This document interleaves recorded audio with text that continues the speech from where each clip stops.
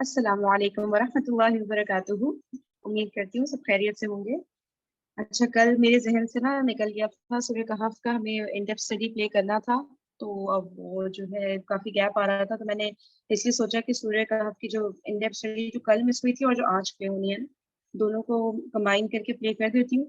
آلدو I remember کہ ہماری سیرت اسٹڈی بہت ہی انٹرسٹنگ موڈ پر ہے جو ہم سیرت میں پڑھ رہے تھے، لیکن اب یہ بھی ہمارے ساتھ ساتھ چل رہا تھا نا، تو انشاءاللہ سیرت کو ہم کل سے کنٹینیو کر لیں گے. آج جو دونوں ویڈیوز رہ گئی ہیں نا، وہ میں پلے کر دیتی ہوں. ٹھیک ہے، 20 منٹس ایچ ہوگی دونوں ویڈیو، تو انشاءاللہ 5:50 سے پہلے ہمارا ریپ اپ ہو جائے گا سیشن.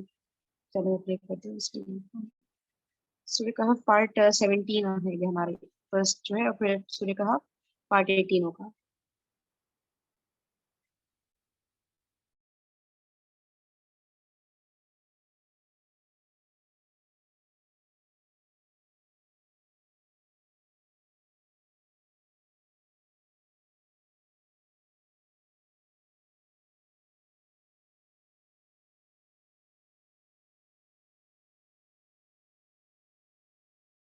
اسلام کی تعلیمات کے مطابق یہ بتانے کا انداز ہے. کارنامہ کرنا چاہتے ہیں، ہم کیا کرنا چاہتے ہیں کہ ہم فلسطین کو آزاد کروا دیں، کشمیر کو آزاد کرا دیں. یہ تو بہت بڑے بڑے کرنے کے کام ہے. اللہ کرے کہ اللہ ہم مسلمانوں کو توفیق دے کہ ہم اپنے آس پاس کے مسلمانوں کو ظلم سے بچا سکیں. لیکن اتنے بڑے بڑے ٹارگٹ بنائیں گے اور اس کے بعد ایٹ دا اینڈ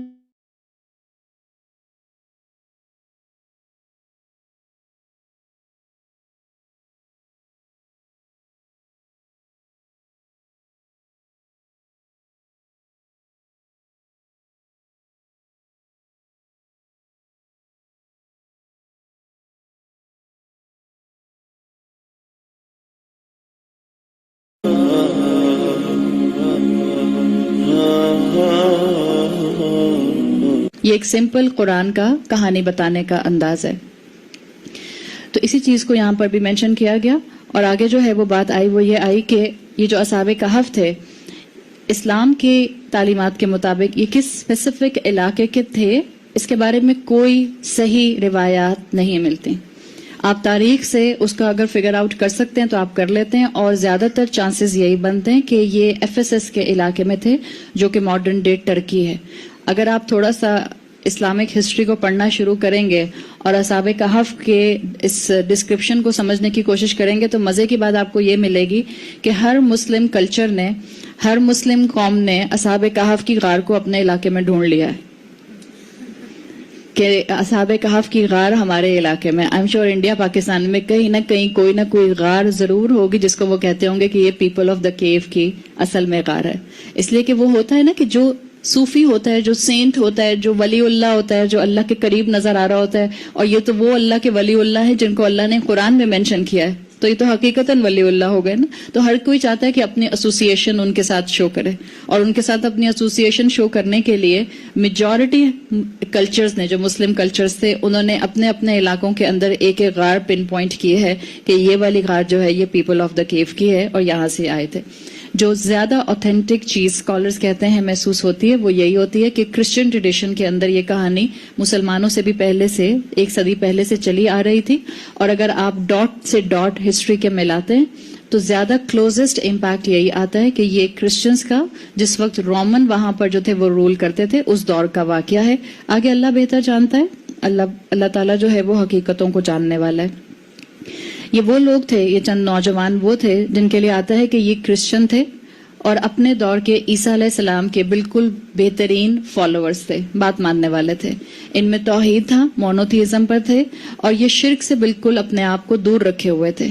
جس علاقے میں یہ رہتے تھے، اور ان کے لیے یہ بھی بعض اینگلز میں مفسرین نے بتایا ہے کہ یہ اپنے علاقے کی جو یوتھ تھی، یہ جو نوجوان تھے، یہ ایلیٹ کلاس کے نوجوان تھے. خالی جو تھے وہ مڈل کلاس کے اور لوور مڈل کلاس کے نوجوان نہیں تھے، یہ ایلیٹ کلاس کے نوجوان تھے. اور ان تک عیسیٰ علیہ السلام کا میسج کسی طرح سے پہنچا تھا، اور انہوں نے اپنے پیگن ٹریڈیشن سے اصل میں ریورٹ کیا تھا. انہوں نے یہ بعد میں مسلمان ہوئے تھے. بائی برتھ یہ عیسیٰ علیہ السلام کے فالوورز نہیں تھے، کسی کے ذریعے عیسیٰ علیہ السلام کی بات ان کے کان پہ پڑی تھی جس سے یہ اپنے دور کے مسلمان ہو گئے تھے. اور ان کے لیے یہ بھی بات آتی ہے کہ اس وقت جس دور میں یہ لوگ ریورٹ ہوئے ہیں اور کرسچینٹی اور توحید پر آئے ہیں، اس ٹائم پر کوئی نبی نہیں تھا. اس لیے آپ کو بتایا تھا کہ یہ اصحاب کہف کا واقعہ بٹوین عیسیٰ علیہ السلام اور رسول اللہ صلی اللہ علیہ وسلم ہے، اور عیسیٰ علیہ السلام اور رسول اللہ کے درمیان میں کوئی نبی اور رسول نہیں آیا. تو یہ لوگ اس ٹائم پیریڈ میں آئے تھے جس ٹائم پیریڈ میں کوئی نبی نہیں تھا. اور روایات اور جو ہسٹری کے لنکس ہیں وہ یہ بتاتے ہیں کہ جس علاقے میں تھے وہاں کوئی اسکالر بھی نہیں تھا.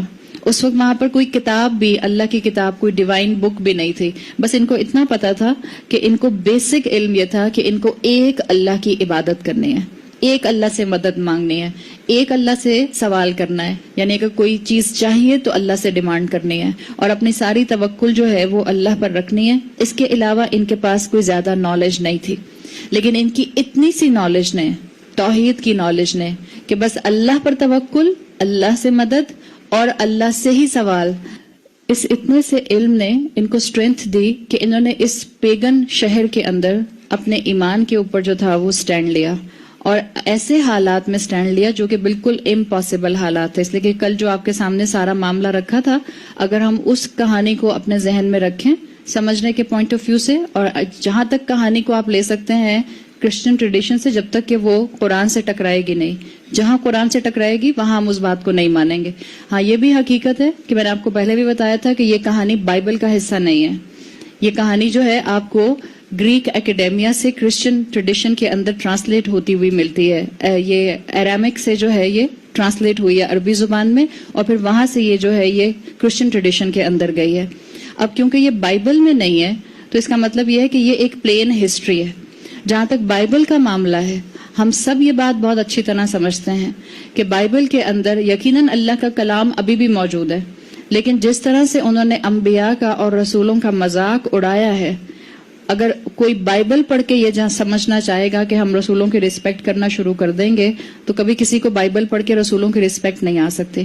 اس لیے کہ جس لینگویج کے اندر انبیاء اور رسولوں کا ذکر بائبل میں کیا گیا ہے وہ صرف ان کا مذاق اڑایا گیا. آپ دیکھیں جب بھی کرسچنز پروفٹس کے اوپر کارٹون بنانے میں اتنا آگے چلے گئے، اس لیے کہ انہوں نے اپنی بائبل کے اندر رسولوں کو اتنا ہی زیادہ جو تھا وہ ایک ریڈیکیول کا نشانہ بنا دیا. تو ہمارے پاس یہ انفارمیشن اتنی آتی ہے کہ یہ وہ لوگ تھے جن کے پاس کتاب نہیں تھی، جن کے پاس کوئی رسول نہیں تھا، اور ان کے پاس کوئی بہت زیادہ جو تھا وہ علم کا خزانہ بھی نہیں تھا. کوئی تفسیر کا علم ان کے پاس بہت زیادہ نہیں تھا، کوئی تجوید کی اجازت ان کے پاس نہیں تھی، کوئی عربی گرامر کا علم ہم اپنے اینگل سے سمجھیں کہ ان کے پاس نہیں تھا. لیکن جو تھا ان کے پاس وہ ہمت تھی اور اللہ پر ایمان تھا. جب اتنا سا علم ہونے پر انہوں نے ظلم کے خلاف، آپریشن کے خلاف سٹینڈ لیا، تو وہ جن کے ہاتھوں میں قرآن ہے، وہ جن کے پاس الٹیمیٹ معجزہ ہے، وہ جنہوں نے یہ دعویٰ کیا ہے لا الہ الا اللہ محمد رسول اللہ، ان کے اندر کتنی اسٹرینتھ ہونی چاہیے؟ کیا وہ بھی معاشرے کے فلو کے ساتھ خاموشی سے بہتے چلے جائیں گے، یا ان کو سٹینڈ لینے کی ضرورت ہے؟ اصل میں یہ پوائنٹ آپ کی اور میرے لیے فوڈ فار تھاٹ ہے. ہم بھی اصحاب کہف کو صرف کہانی کے طور پر نہیں پڑھنا چاہ رہے، ہم یہاں سے اپنے عمل کے لیے پوائنٹرز لینا چاہ رہے ہیں. وہ اصحاب کہف، وہ چند نوجوان جن کے پاس بہت مختصر علم تھا، لیکن اس مختصر علم نے بھی ان کو ظلم کے خلاف آواز اٹھانے والا بنا دیا. یہ بتا رہا ہے کہ جن کے ہاتھوں میں حق ہو وہ خاموشی سے نہیں بیٹھ سکتے، وہ سب کے ساتھ بلینڈ ان نہیں ہو سکتے. وہ یہ نہیں کہہ سکتے کہ اچھا سارے ہی دین اچھے ہیں، کرسچن بھی اچھا اور ہندو بھی اچھا اور جیو بھی اچھا اور سبھی اچھے. ہم یہ نہیں کر سکتے کہ ہم تھوڑا سا اس کا دین لے لیں، تھوڑا سا اس کا دین لے لیں اور تھوڑا سا اس کا کلچر لے لیں. آپ اور میں اس کنوکشن کے ساتھ زندہ رہنے والے انسان ہیں کہ ہمارے لیے جو دین اللہ اور رسول کی طرف سے دیا گیا ہے وہ کامل ہے، چاہے ہمارے خوشی کے موقع ہوں یا چاہے ہمارے غم کے موقع ہوں، چاہے ہمارے گھروں کے معاملات ہینڈل کرنا ہو یا چاہے ہمارے بچوں کی خواہشات پوری کرنا ہو. ہمیں دوسرے کلچرز کے اندر اپنے آپ کو لے کر جانے کی ضرورت نہیں ہے، دوسرے کلچرز کا، دوسرے ریلیجن کا بلینڈ بنانے کی ضرورت نہیں ہے. آج جس طرح سے معاشرے کے اندر یہ چیز عام ہے اور دنیا میں یہ چیز عام ہو رہی ہے کہ سب ریلیجنز اچھے ہیں، ہر ایک کی اچھی اچھی چیز لے لی جائے. یہ وہ کہہ سکتا ہے جس کے اپنے ریلیجن میں کوئی کمی ہو. جب آپ کو اور مجھے یہ بتا دیا گیا کہ اللہ کے نزدیک اب صرف دین اسلام ہے، اللہ کی طرف سے تکمیل شریعت رسول اللہ صلی اللہ علیہ وسلم پر ہو گئی ہے، تو اب آپ کو اور مجھے دوسرے دین سے ہر نیکی کو اڈاپٹ کرنے کی ضرورت نہیں ہے. اور یہ بھی یاد رکھیں، ہر اچھا کام نیکی ہوتا ہے. ہر اچھا کام نیکی نہیں ہوتا. نیکی کی ایک ڈیفینیشن الگ ہے بالکل. اچھا کام اپنی جگہ پر ہو سکتا ہے, لیکن نیکی وہ کب بنے گا جب وہ اللہ اور اللہ کے رسول کے حکم کے مطابق اور رسول کے بتائے ہوئے طریقے کے مطابق ہوگا, تب نیکی بنے گا. ورنہ اچھا کام فار دا گڈ کاز تو وہ لوگ بھی کرتے ہیں جو فلڈ وکٹمز کے لیے میوزک کانسرٹ کر کے چیریٹی کرتے ہیں, اور پھر جتنا صدقہ آتا ہے, جتنا چیریٹی اماؤنٹ آتا ہے, اس سے فلڈ وکٹمز کے لیے ٹینٹس بنا دیتے ہیں. تو اچھا کام تو انہوں نے بھی کیا, وہ سمجھ رہے ہیں کہ انہوں نے نیکی کی, but it will not be a نیکی. نیکی کے لیے 2 کنڈیشن ضروری ہیں. کیا وہ طریقہ جو ہے وہ اللہ کے رسول صلی اللہ علیہ وسلم نے کر کے دکھایا ہے, اور کیا وہ شریعت سے ٹیلی کرتا ہے. اگر وہ بلینڈر میں بنی ہوئی ایک سمودی ہے تو ہمیں فکر کرنی چاہیے اس بلینڈر میں بنی ہوئی سمودی سے جو ہم نے سب دین کو اور سب آئیڈیالوجیز کو ڈال کر بنانے کی کوشش کی ہے. آپ کو کسی بھی چیز کا فلیور نہیں آتا اگر آپ 4 فروٹس کی سمودی بنا دیں. آپ کیوی بھی ڈال دیں, آپ اسٹرابیری بھی ڈال دیں, اور آپ میلن بھی ڈال دیں, اور آپ مینگو بھی ڈال دیں, اور آپ کہ میں اس کی سمودی پیوں گی. آپ کچھ تو پی لیں گی, فیلنگ تو ہو جائے گی اسٹمک, لیکن کیا آپ کو آم کا فلیور الگ آئے گا؟ کیا آپ کو کیوی کا فلیور الگ آئے گا؟ کیا آپ کو اسٹرابیری کا فلیور الگ آئے گا؟ نہیں آئے گا. یہی چیز ہمیں یہاں پر اس واقعے کے ذریعے بتانے کی کوشش کی گئی ہے کہ جن کے ہاتھوں میں قرآن ہے, صرف ان کو اپنی زندگیوں میں ایک کام کرنے کی ضرورت ہے, اس کتاب کو کھول کر اس پر عمل کرنا شروع کر دیں. سمجھ آتا ہے تو عمل کرنا شروع کر دیں, نہیں سمجھ آتا تو وقت لگائیے, نکلیے گھروں سے. جب ہم جابس کے لیے نکل سکتے ہیں, جب ہم بزنسز کے لیے نکل سکتے ہیں, جب ہم اسٹڈیز کے لیے اور سیکولر اسٹڈیز کے لیے نکل سکتے ہیں, تو ہم ریویلڈ نالج کی اسٹڈی کے لیے کیوں نہیں وقت نکال سکتے؟ ہم کیوں نہیں نکل سکتے؟ زندگی میں جو چیز نگلیکٹ ہوتی ہے وہ دین کا علم ہوتا ہے. پہلے بچے چھوٹے ہوتے ہیں تو ہم کہتے ہیں جلدی جلدی ان کو ناظرہ پڑھا دو, قرآن ختم کرا دو, پھر ان پر اسٹڈی کا پریشر آ جائے گا. جب بچے جو ہیں وہ اسٹڈیز میں آگے بڑھتے ہیں تو پھر ہم ان کو سب چیزوں سے کاٹ دیتے ہیں. ایگزامز ہو رہے ہوتے ہیں تو بچہ جو ہے وہ اپنے کھانے کی چھٹی نہیں کرتا. ایگزامز ہو رہے ہوں گے تو بچہ اپنے فرینڈس کے ساتھ چیٹ کرنے کی, اپنے SMS کرنے کی, یا اپنے انسٹاگرام پہ پوسٹ کرنے کی, اس کی چھٹی نہیں کرے گا. چھٹی کرے گا تو کس کی چھٹی کرے گا؟ مولوی صاحب کی جو قرآن پڑھانے آتا ہے. یہی ہوتا ہے. اس کے بعد کیا ہوتا ہے؟ اس کے بعد پھر وہ بچے کا کریئر لائف شروع ہو جاتی ہے. اس کریئر لائف کے اندر اس بچے کو کیا کرنا ہے؟ بھائی اب تو یونیورسٹی ٹائم ہے, آخر اپنا پروفیشن اس نے اڈاپٹ کرنا ہے, تو سارا فوکس اس کا اس کے اوپر رہتا ہے. جب وہ کام ہوتا ہے تو اب کیا ہوتا ہے؟ اب تو شادی کا ٹائم آ گیا, اور جب شادی کا ٹائم آیا اور جب ایک دفعہ شادی ہو جاتی ہے تو اس کے بعد کیا رسپانسبلٹیز کم ہوتی ہیں یا بڑھ جاتی ہیں؟ اب تو اکیلا نہیں رہ گیا نا, تو اس کا پورا خاندان لے کر چلنا ہے, اب اور ذمہ داری بڑھ گئی. تو اب جاب جو ہے اور جو کاروبار جو ہے اس میں دن رات محنت ہوتی ہے, اور جب اس میں دن رات محنت ہوتی ہے تو نگلیکٹ کیا ہوتا ہے؟ دین نگلیکٹ ہوتا ہے. اور یہ پورا سپین جو 30 سال سے لے کے 50 سال یا 60 سال کا سپین ہوتا ہے, انسان بھرپور دنیا کماتا ہے, جو انسان کی بھرپور جوانی ہوتی ہے اپنی ساری انرجیز کے ساتھ, جب ساری طاقت اپنے بوم پر ہوتی ہے. اور اس طاقت کے ساتھ انسان کہاں طاقت لگا رہا ہوتا ہے؟ دنیا کمانے میں یا آخرت کمانے میں؟ دنیا کمانے میں, تاکہ کل کو میرے بچوں کا مستقبل اچھا ہو. اور ذہن میں کیا ہوتا ہے کہ جب 60 سال 70 سال کے ہوں گے, جب ریٹائرمنٹ لے لیں گے, تب اللہ اللہ کر لیں گے. وہ کسی نے اتنا اچھا ایک بک میں لکھا ہوا تھا کہ گورنمنٹ میں یوزلی پاکستان کے اندر تو جو ریٹائرمنٹ ایج ہے وہ 60 ایئرز ہے. اگر ان کو پتا ہو کہ 60 ایئرز کے بعد بھی چند سال جو ہیں آپ کی انرجیز جو ہیں وہ اپنے پورے کلائمیکس پر رہ سکتی ہیں, تو وہ آپ کی ریٹائرمنٹ ایج 65 تک لے جائیں. ان کو پتا ہے وہ آپ کا پورا جوس نکال لیتے ہیں 60 سال تک, اس کے بعد وہ آپ کو کہتے ہیں جائیں اب گھر جا کے بیٹھیں. اور ہم اس وقت کہتے ہیں کہ اچھا اب اللہ اللہ کرنے کا ٹائم آیا. اور یہ کیا کانسیپٹ ہے جو ہم نے کل بات کی تھی, آپ اس کو یاد کر لیجئے کہ دنیا ساری گزرے گی, پوری زندگی گزرے گی, 60-70 سال تک فوکس رہے گا دنیا کے اوپر, اور جب موت سامنے نظر آنا شروع ہو جائے گی, جب جسم کی فیکلٹیز ساتھ دینا چھوڑ دیں گی, جب جسم کی صلاحیتیں کم ہوتی ہوئی نظر آئیں گی, تب اللہ یاد آنا شروع ہو جائے گا. تو یہ اصحاب کہف ہمیں یہ بہت بڑا سبق دے رہے ہیں کہ جو علم ہے اس پر عمل کریں. اور اگر آپ اور میں یہ سمجھتے ہیں کہ ابھی علم بہت کم ہے جو مجھے عمل پر نہیں لا پا رہا, تو علم حاصل کریں. کب علم حاصل کریں گے؟ جب 80 سال کے ہو جائیں گے, جب آنکھیں کام نہیں کریں گی, جب کان کام نہیں کریں گے, جب سوچنے سمجھنے کی صلاحیت کم ہو جائے گی, جب یاد رکھنا چیزوں کو مشکل ہو جائے گا, تب قرآن کھولیں گے. تب قرآن کھولیں گے تو اللہ کو پھر روز محشر کھڑے ہو کر کیا جواب دیں گے ان ساری نعمتوں کا جو اللہ نے ہمیں آنکھوں کی شکل میں اور کانوں کی شکل میں اور زبان کی شکل میں اور IQ لیول کی شکل میں دی ہیں. کیا جواب دیں گے اللہ کو کہ اللہ میرے پاس ٹائم نہیں تھا, او آئی ایم سو سوری اللہ میں بھول گئی تھی. تو اللہ کہے گا دنیا بنانا تو بڑا یاد رہا تھا, اپنی ساری عقل گھر بنانے میں لگتی تھی, کپڑے بنانے میں لگتی تھی, ڈیزائننگ میں لگتی تھی, اپنا پروفیشن اڈاپٹ کرنے کے لیے میں کون سی یونیورسٹی میں اپلائی کروں, کہاں پر کون سا فارم فل کروں, کہاں کون سا بینک ڈرافٹ بھیجوں, کس یونیورسٹی میں مجھے زیادہ فائدہ ہوگا, کہاں مجھے اسکالرشپ ملے گی, کہاں مجھے بعد میں جو ہے وہ فائدے اور بینیفٹس مل سکتے ہیں. یہ سب تو عقل بہت چلتی تھی. نہیں چلتی تھی تو دین کے لیے نہیں چلتی تھی. تو یہ کہانی میرے اور آپ کی جگانے کی کہانی ہے. اصحاب کہف کیا جاگے ہوں گے؟ جو قرآن پڑھ کر مسلمان جاگ سکتا ہے, مگر جاگنے والا بنے گا تو جاگے گا نا. ہمارے تو گھروں کے شیلفز پر قرآن جو ہیں وہ رمضان کے علاوہ ڈسٹ کے ساتھ ہی پڑے ہوئے ہوتے ہیں. ہم سب جانتے ہیں جتنا الحمدللہ رمضان میں قرآن کھل جاتا ہے, سال کے 11 مہینے بھی کھلنے لگ جائے تو آپ پھر اس کی برکتیں دیکھیں. یہ جو اللہ تعالیٰ نے رمضان کے مہینے میں اتنی برکت دی ہوتی ہے کہ ہم کنزیکٹیولی 7 days a week قرآن کی کلاسز میں جا رہے ہوتے ہیں, یہ کسی اور مہینے میں ممکن ہوتا ہے؟ نہیں ہوتا. تو ہم اللہ سے دعا کرتے ہیں کہ اللہ اس مہینے کو, اس رمضان کو ایک مائل سٹون بنا دے ہمارے لیے, کہ اب آگے آنے والی زندگی میں ہم کبھی قرآن کو بند نہ کریں, ہم اپنی زندگی میں قرآن کو کھولے رہیں اور اس پر عمل کرنے کی پوری کوشش کریں. تو یہ اس آیت نمبر 9 میں ہمارے لیے ایک سبق ہے. آیت نمبر 9 جہاں سے اصحاب کہف کا واقعہ شروع ہوتا ہے, آیت نمبر 9 ایک ریٹورک سٹیٹمنٹ ہے. ابھی کہانی شروع نہیں ہوئی, کہانی اب شروع ہو رہی ہے آیت نمبر 10 سے.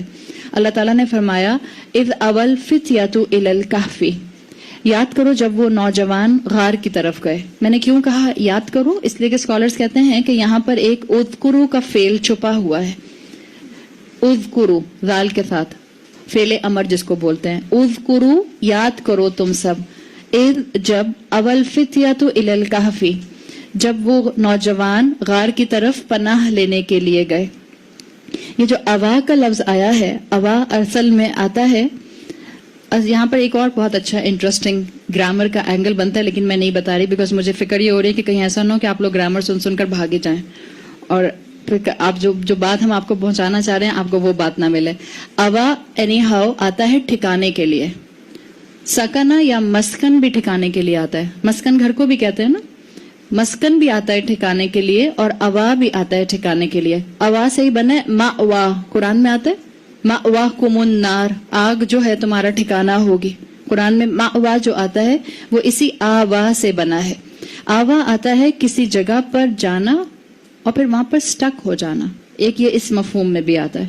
جب یہ جہنم کے مفہوم میں آتا ہے مأواکم النار, تو اس کا مطلب کیا ہوتا ہے؟ زیادہ تر اس کا میننگ بنتا ہے کہ کسی جگہ پر جانا اور پھر وہاں پھنس جانا. اگر آپ اصحاب کہف کے اینگل سے دیکھیں تو یہ غار میں پناہ لینے کے لیے گئے تھے, تو کیا یہ بھی اسی مفہوم میں آ رہا ہے؟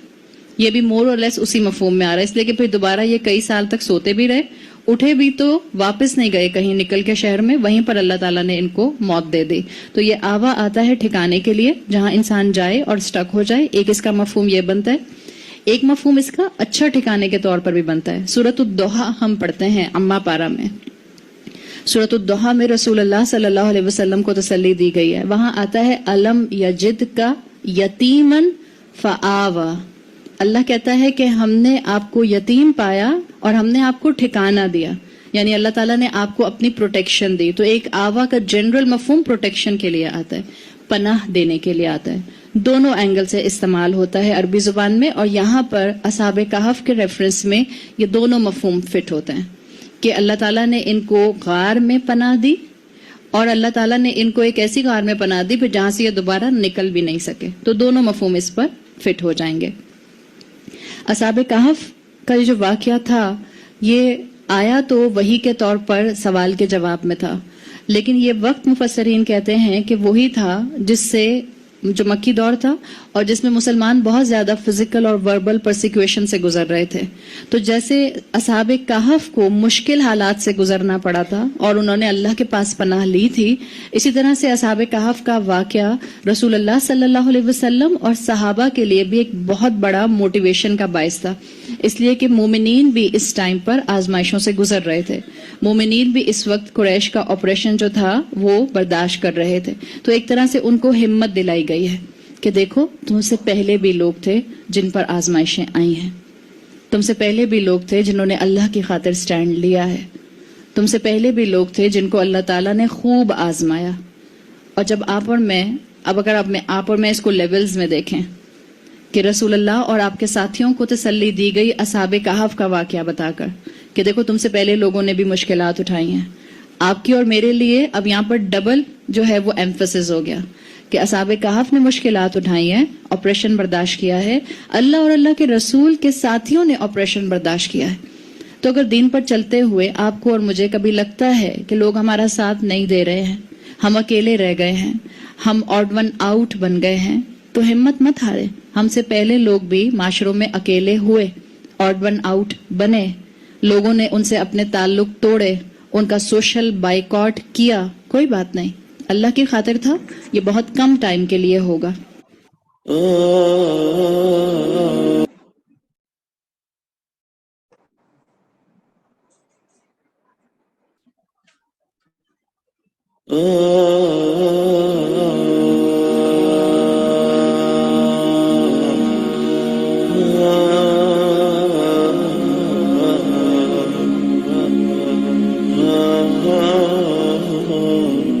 کوئی بات نہیں، اللہ کی خاطر تھا، یہ بہت کم ٹائم کے لیے ہوگا.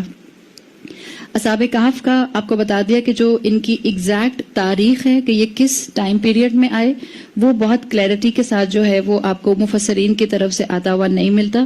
بس یہ ضرور ملتا ہے کہ یہ وہ چند نوجوان تھے جو رومن ایمپائر کے دور میں تھے اور انہوں نے توحید پر عمل کرنا شروع کر دیا تھا، اور جس کی وجہ سے پورا معاشرہ، کیونکہ پیگن معاشرہ تھا، مشرک معاشرہ تھا، تو وہ ان کے خلاف ہو گیا تھا، اور پورے معاشرے نے ان کے خلاف جو تھا وہ ایک سٹینڈنگ لے لی تھی.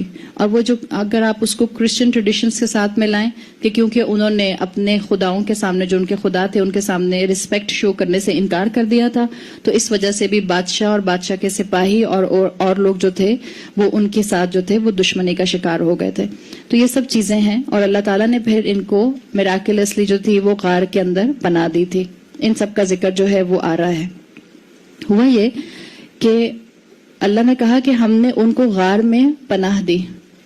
یاد کرو جب ہم نے ان کو غار میں پناہ دی، لوگوں کو یہ تو یاد رہا کہ وہ اس فکر اور اس بحث میں رہے کہ وہ کس ٹائم پیریڈ میں آئے تھے، کون سا بادشاہ تھا، وہ کتنے لوگ تھے، اور وہ جو تھے وہ کن کے بچے تھے، اور انہوں نے کس کس چیز کا انکار کیا تھا. لیکن لوگ اس مقصد کو بھول گئے کہ اللہ تعالیٰ نے اصل میں یہ واقعہ دوبارہ سے کیوں بیان کیا، یا اللہ نے ان کو دوبارہ اتنے سال سلانے کے بعد کیوں اٹھایا.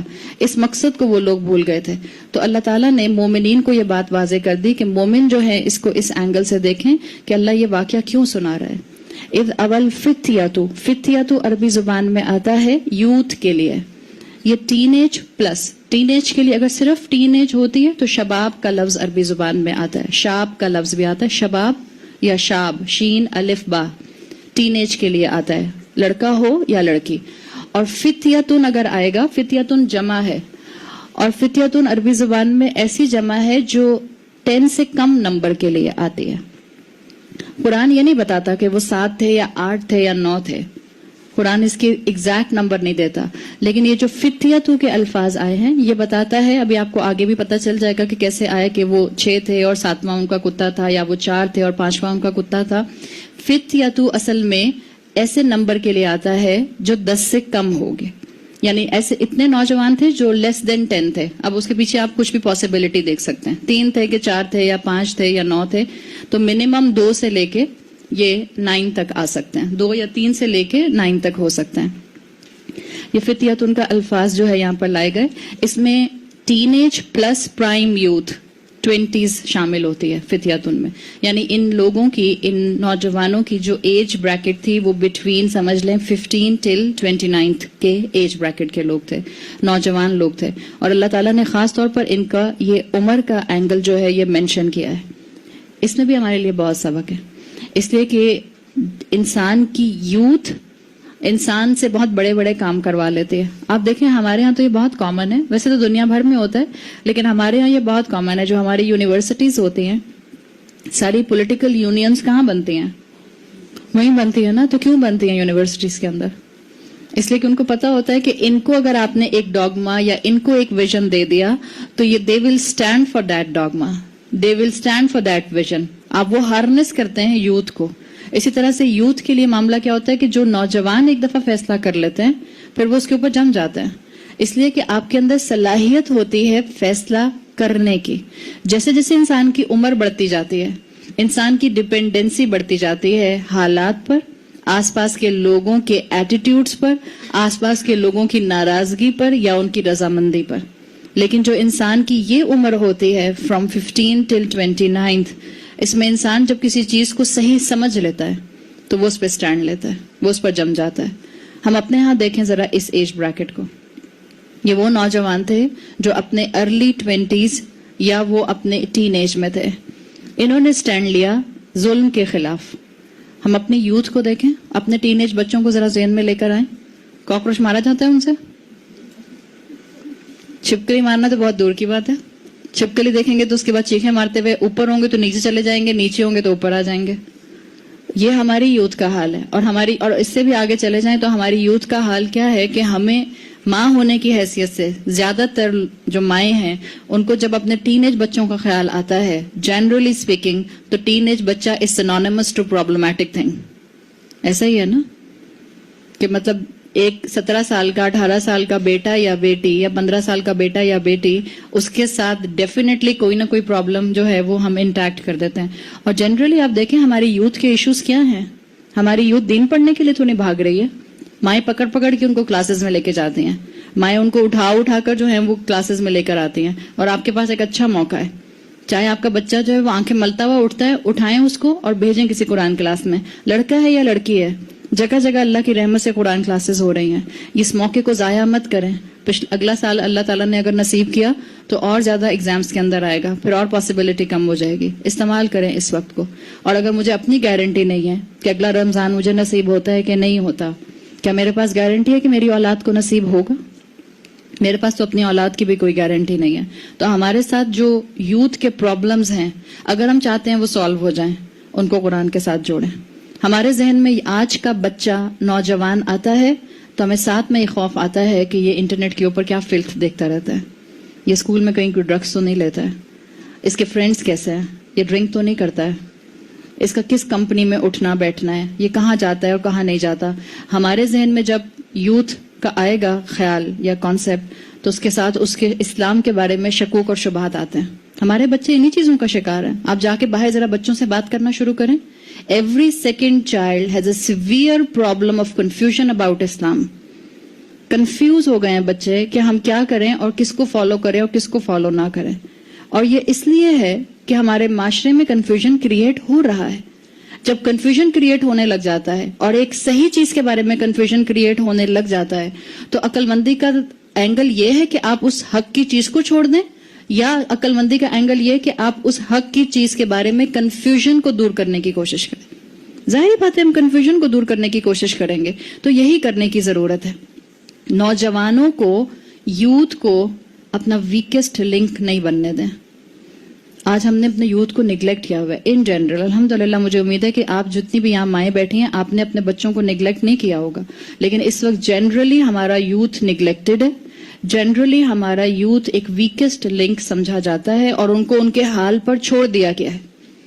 ماں باپ نے اپنا ہاتھ ایک پرنسپل مینٹین کرنے کا اولاد کے اینگل سے اٹھا لیا ہے. ماں باپ آنکھیں بند کر کر اولاد کی بات مانتے ہیں. جس طرح جانور پالتے ہیں اس طرح بچے نہیں پالے جاتے. انفیکٹ اگر آپ نے پیٹ رکھا ہوا ہے اس کو بھی آپ اپنے حساب سے پالتے ہیں. آپ اس کے کھانے کے ٹائمنگز بھی اپنے حساب سے رکھتے ہیں. یہ نہیں ہوتا کہ اگر آپ جو ہے وہ رات کے 1 بجے سو رہی ہیں اور آپ کا پیٹ آ کے آپ کے پاس بولنا شروع کر دیتا ہے. اگر آپ نے بلی رکھی ہوئی ہے تو آپ اٹھیں گی آنکھیں ملتی ہوئی اور رات کے 1 بجے جو ہے اس کے کین میں سے اس کو کھانا نکال کر دے دیں گے. ہم ایسا نہیں کرتے ہیں. آپ جانور بھی پالتے ہیں تو اس کے پرنسپلز سیٹ کرتے ہیں. یہ کیسے ہو سکتا ہے کہ میں اپنی اولاد پالوں جس کے لیے میں مکلف ہوں, جس کا میں جواب دوں گی, جو میرے لیے اکاؤنٹیبلٹی کا باعث بنیں گے, اور میں ان کو ان کی مرضی کے مطابق پالوں, ان سٹینڈرڈز کے مطابق نہ ان کی تربیت کروں جو سٹینڈرڈز مجھے اللہ تعالیٰ نے دیے. یہ سب جاننے کی ضرورت ہے. اولاد سے نا امید مت ہوں, یوتھ سے نا امید مت ہوں. یاد رکھیں جتنا بھی اس وقت آپ کو اپنے آس پاس مسلمانوں کا ایک بہت سخت آپریشن نظر آ رہا ہے, مسلمانوں پر ظلم ہوتا ہوا نظر آ رہا ہے, اس کو ٹھیک کرنے کے لیے یوتھ اٹھے گی. میرا ایمان ہے انشاءاللہ اس کو ٹھیک کرنے کے لیے نوجوان اٹھیں گے.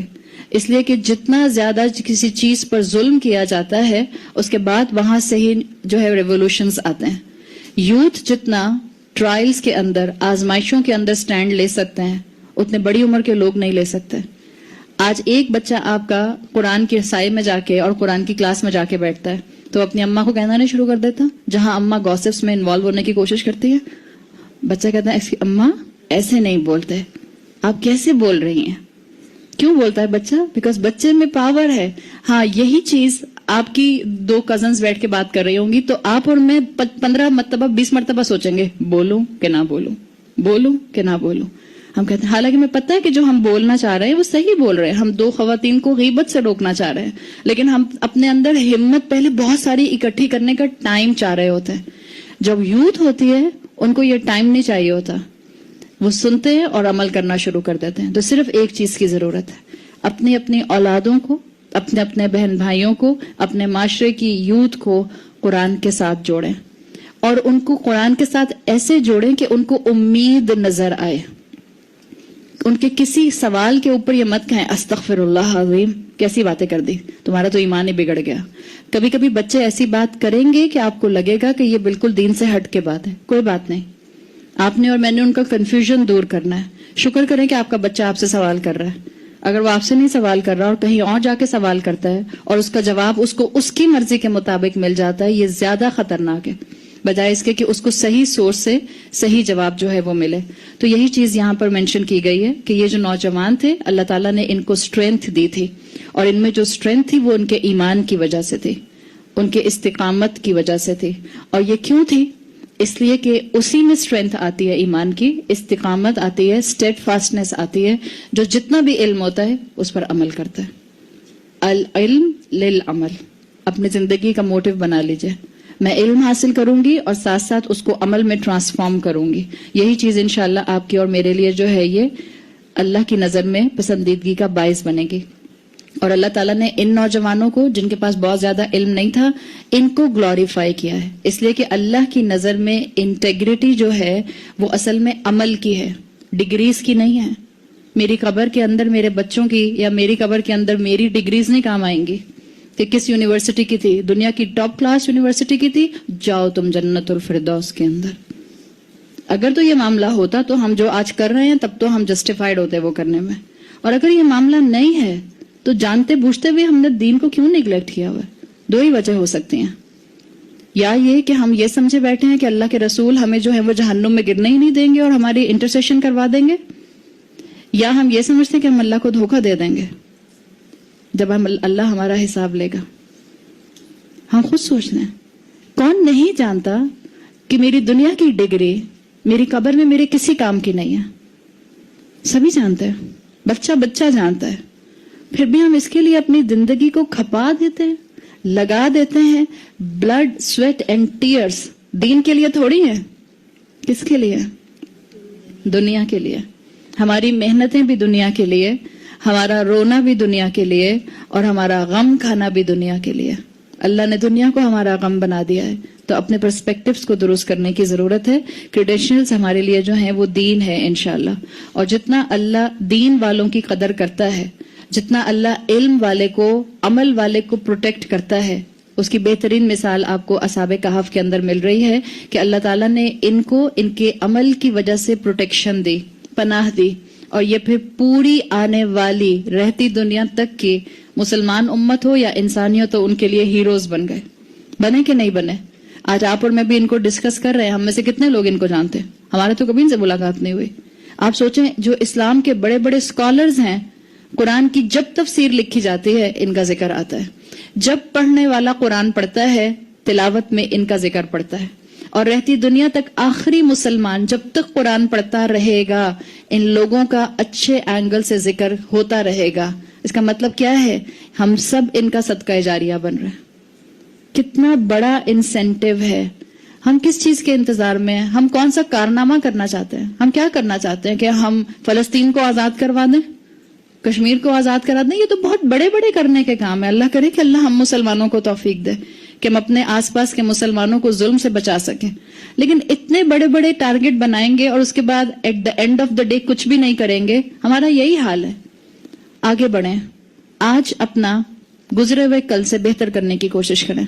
लोगों को محبت کے ساتھ اور پیار کے ساتھ دین کی طرف لانے کی کوشش کریں. اللہ تعالیٰ نے ان چند نوجوانوں کو رہتی دنیا تک کے لیے قرآن کا حصہ بنا دیا کہ جب جب قرآن پڑھا جائے گا ان کے اعمال میں، ان کی نیکیوں میں اضافہ ہوتا جائے گا.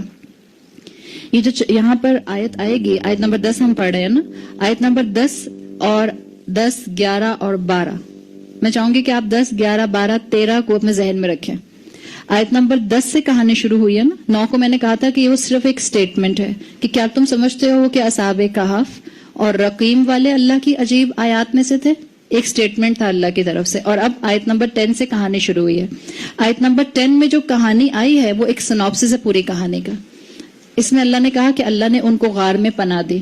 آیت نمبر 11 میں آئے گا اللہ نے ان کو سلا دیا. آیت نمبر 12 میں آئے گا اللہ نے ان کو میراکلسلی دوبارہ اپنی نیند سے اٹھایا. اور آیت نمبر 13 میں آئے گا 11، 12، 10، 11، 12، 13 میں آئے گا کہ اللہ تعالیٰ یہ کہانی تمہیں بتا کیوں رہے ہیں. This is end of the story. اس کے بعد پھر ڈیٹیل آئی ہے، اور جو ڈیٹیل آئی ہے اس کی اور خوبصورتی ہے، اس کو انشاءاللہ ابھی دیکھیں گے. یہاں یہ بلٹ پوائنٹس میں بات آ گئی. تو اللہ نے فرمایا آیت نمبر 10 میں اذ اول الفتیۃ الی الکہف، تو ان نوجوانوں نے غار میں جب پناہ لی، فقالوا، تو انہوں نے کہا. عربی زبان میں یہ آپ فا کئی دفعہ پڑھتی ہیں. جیسے ایک فریز ہم سب مسلمان، اگر ہمیں عربی زبان نہیں بھی آتی تو ایک فریز ہم سب کو آتا ہے، کن. اللہ نے کہا، حکم دیا کن، تو کیا ہوا؟ فیکون، تو وہ ہو گیا. یہ فیکون میں فا وہی والا ہے، صحیح، جو یہاں فقالوا آ رہا ہے. کیا بتا رہا ہے یہ فا؟ کہ جیسے ہی اللہ تعالیٰ نے ان کو ایک اسپیسیفائڈ جگہ بتا دی کہ بھئی یہ غار، ذرا ان کو محسوس ہوا کہ یہ پروٹیکشن والا لگ رہا ہے، اور انہوں نے کہا کہ اچھا ہم یہیں پر چھپ جاتے ہیں. تو چھپنے کے فوراً بعد فقالو، انہوں نے دعا کی. یہ فا آتا ہے فوراً کے لیے، فا فوراً کے لیے. اللہ حکم دیتا ہے کن، ہو جاؤ، فیکون، تو فوراً وہ ہو جاتا ہے. صحیح. جہاں پر بھی آپ کو قرآن میں یہ فا ملے گا، یہ فا کیا بتائے گا؟ انسٹنٹینیسلی، کسی کام کا فوراً ہو جانا. جیسے ہی ان کو کمفرٹیبل جگہ ملی اپنے چھپنے کے لیے، انہوں نے جو پہلا کام کیا وہ کیا فقالو ربنا، انہوں نے دعا کی اللہ تعالیٰ سے. فقالو، انہوں نے کہا، ربنا، اے ہمارے رب، آتنا، تو ہمیں دے، من لدنک رحمتن، خاص اپنے پاس سے، اسپیسیفکلی اپنے پاس سے رحمت، وہیئ لنا من امرنا رشدا، اور اللہ ہمارے معاملات کو اسٹریٹ کرنے کے لیے، صحیح کرنے کے لیے سامان مہیا کر، ہمیں کامیابی کا سامان دے. آپ جو بھی اس کا ترجمہ کرنا چاہیں یا جو آپ کے ترجموں میں لکھا ہے آپ اس کو فالو کر سکتی ہیں. ہیئ لنا آتا ہے اللہ ہمیں مینز دے کہ ہم ہدایت پر قائم رہ سکیں. اسی لیے ہمیں رسول اللہ صلی اللہ علیہ وسلم نے سکھایا ہے کہ جو آپ کی حدیث کا مفہوم آتا ہے کہ مومن اپنے لیے کبھی آزمائش نہیں مانگتا. یہ اپنے لیے آزمائش کا نہ مانگنا، یہ بھی ہدایت کا سامان کرنا ہی ہے. اس لیے کہ یاد رکھیں، انسان جو ہے وہ جب اس کے اوپر مشکلات دنیا کی آتی ہیں، بہت تیزی سے اس کا ایمان اس کے ہاتھ سے چھوٹنے بھی لگ جاتا ہے بعض اوقات. تو یہاں یہ جو الفاظ آئے، وَحَيِّ لَنَا مِنْ أَمْرِنَا رَشَدًا، اللہ ہمیں مینز دے ایسے، اللہ ہمیں ریسورسز دے ایسے کہ ہم ہدایت پر قائم رہ سکیں. اور یاد رکھیں جو دنیا ہے یہ کرپشن اور مسائل سے بھری ہوئی ہے. یہ دنیا جو ہے یہ گلیمر اور گلٹر سے بھری ہوئی ہے، اور اس سارے حالات میں اس دنیا کے اندر اللہ سے ہدایت مانگتے رہنا یہ سب سے اہم چیز ہے کہ اللہ ہماری نعمتیں ہمارے لیے آزمائش کا ذریعہ نہ بنے، اللہ ہماری نعمتیں ہمارے لیے ہدایت کا ذریعہ بن جائیں.